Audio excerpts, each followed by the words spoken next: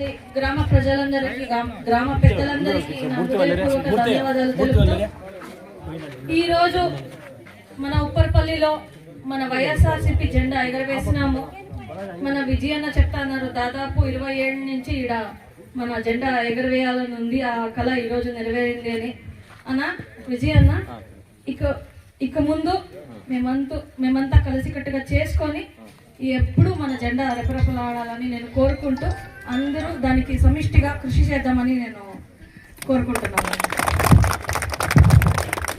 దాదాపు 750 నుంచి 900 దాకా ఉన్నటువంటి జనాభా ఈ గ్రామంలో